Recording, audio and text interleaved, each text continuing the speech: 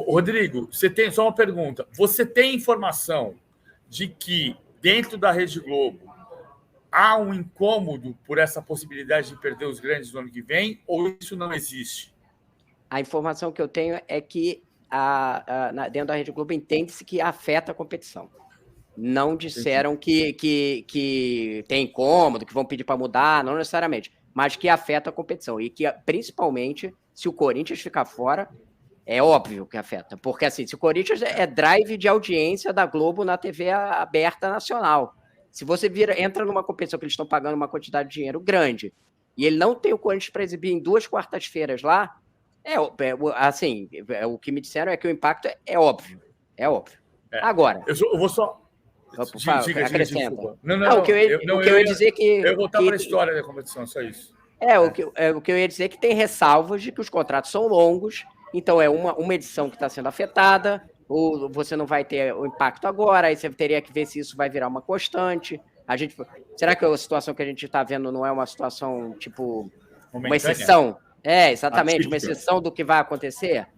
Mas mesmo times como Botafogo e Santos, eles têm um impacto também. Apesar de não terem o drive de audiência do Corinthians, eles têm audiência boa dentro das praças do Rio e de São Paulo. Então, também tem impacto. É um time que você está tirando ali, que tem um valor de imagem para quem está comprando. Então, sim, tem essa noção de impacto, mas não houve nenhum pedido para a CBF para mudar, e até onde eu sei, hoje não tem nenhum movimento para se alterar esse regulamento. Se acontecer mais à frente, a gente vai ficar atento, enfim, mas hoje não tem nada. Eu conversei com federações, com o CBF, o entendimento é que é isso aí, e era uma coisa que o Edinaldo pensava para a organização do futebol. Né? Até por um detalhe histórico que a Copa do Brasil nasceu para fazer o ranking das federações, ou seja, se você tivesse feito o ranking das federações durante todo o tempo, talvez fosse possível você fazer uma rivalidade que fizesse o Ceará querer ser maior que a Bahia maior que Pernambuco, e fizesse o desenvolvimento do futebol nacional, né? Ou mais ou menos até 86 o Campeonato Brasileiro tinha esse ranqueamento, em teoria, como acontece hoje na Champions League, ou seja, a Itália não pode correr o risco de perder o ranking para a França. Então, os times da Itália têm que ser melhores do que os times da França. A medida do Edinaldo tem meritocracia, né? A vaga é pelo estadual e é uma competição. A gente tem que lembrar disso, né? Enfim, tá respeitando o resultado de uma competição. Tá voltando para a história da competição.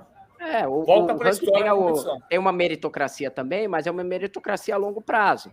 Você acaba barrando, digamos assim, a ascensão de clubes. Então tem toda essa discussão.